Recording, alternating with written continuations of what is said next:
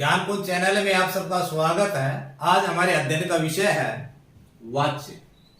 वाच्य क्या है, वाच्य का अर्थ क्या है, वाच्य के प्रकार क्या है, वाच्य किस प्रकार प्रयोग होता है, वाच्य के क्या क्या प्रयोग हैं, आदि आदि पर आज हम विस्तार से चर्चा करेंगे। आइए सबसे पहले देखते हैं वाच्य। वाच्य वाक्य का ही एक प्रकार है। इसकी पहचान वाक्य के अंदर कर्ता, कर्म, भाव आदि की प्रधानता पर की जाती है कि वाक्य के अंदर कर्ता प्रधान है, कर्म प्रधान है या भाव प्रधान है आदि के आधार पर पहचान की जाती है। वाच्य के हमारे 3 प्रकार हैं। पहला प्रकार देखिए कर्तृवाच्य। कर्तृवाच्य में कर्ता प्रधान होता है, सीधा अर्थ है बिल्कुल। कर्तृवाच्य में कर्ता प्रधान होता है। राम ने पत्र लिखा, यहां पर कर्ता के साथ ने प्रसर्ग का प्रयोग होना है।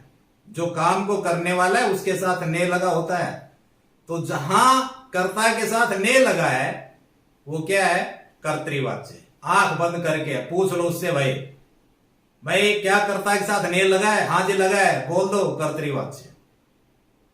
दूसरा, कई बार कर्ता के साथ ने नहीं लगा होता है, लेकिन क्रिया का मुख्य संबंध, सीधा संबंध कर्ता के साथ होता है। मोहन हंसता है, हंसने का सीधा संबंध किससे है? मोहन से है ना।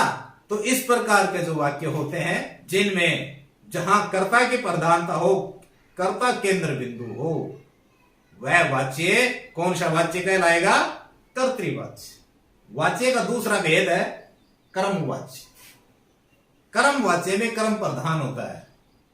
क्रिया का वह रूप जिससे पता चले कि वाक्य में प्रधान कर्म है। कौन सा वाच्य? कर्मवाच्य। कर्मवाच्य की पहचान, कर्मवाच्य में के द्वारा का प्रयोग होता है। कर्ता जो होता है उसके साथ करण कारक होता है, उसका के द्वारा चिन्ह लगा होता है। जैसे राम के द्वारा पत्र लिखा गया, या राम के साथ क्या लग गया? के द्वारा। आ गया ना समझ में कि कर्मवाच्य में क्या होता है? के द्वारा लगा होता है। कई बार निर्जीव वस्तुओं को वाक्य में कर्ता के रूप में प्रयोग कर दिया जाता है। जैसे हवाई जहाज उड़ रहा है, हवाई जहाज निर्जीव है ना, वो अपने आप उड़ सकता है क्या? नहीं उड़ सकता, उसको किसी के द्वारा उड़ाया जा रहा है। तो इस प्रकार के वाक्य भी क्या कहलाते हैं? कर्मवाच्य। पतंग उड़ रही है, अपने आप उड़ जाएगी क्या? अरे नहीं भाई, हवा चलेगी, फिर आएंगे, फिर डोर से उसको उड़ाया जाएगा, यानी कि किसी के द्वारा। तो यहां पर भी क्या है? कर्मवाच्य। हमारा तीसरा वाच्य है भाववाच्य। कर्तृवाच्य में कर्ता की प्रधानता, कर्मवाच्य में कर्म की प्रधानता और भाववाच्य में भाव की प्रधानता। अर्थात क्रिया का वह रूप जिससे यह पता चले कि क्रिया का मुख्य संबंध भाव के साथ है, वो क्या कहलाएगा? भाववाच्य। देखिए उदाहरण, रोगी से उठा नहीं जाता है। यहां रोगी की असमर्थता, असमर्थ है रोगी उठने में, उठने के भाव में उसकी असमर्थता के ऊपर बल दिया गया है, इसलिए क्या है? भाववाच्य। भाववाच्य वाक्यों की पहचान में आपको देखना यह कि कर्ता के साथ से चिन्ह लगा होगा। क्या लगा होगा?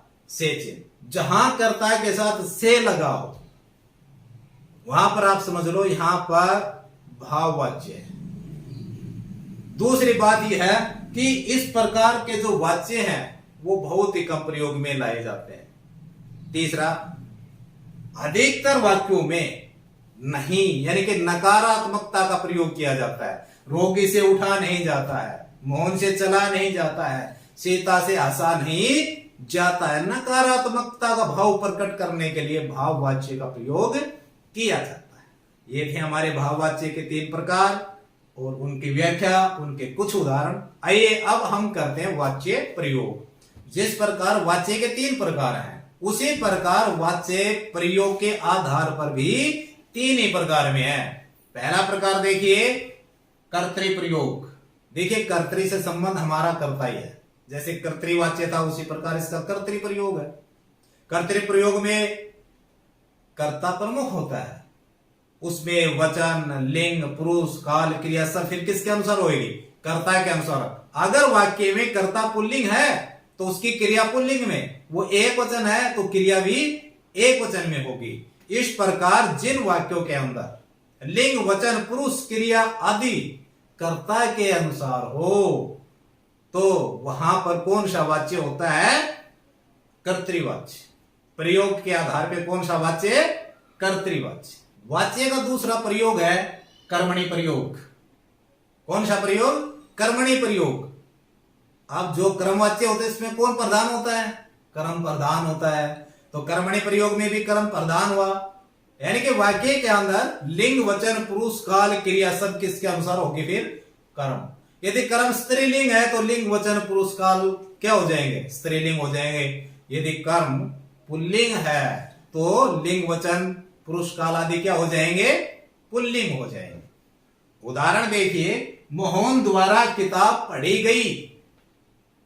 ध्यान से देखिए, मोहन द्वारा किताब पढ़ी गई। मोहन क्या है जी?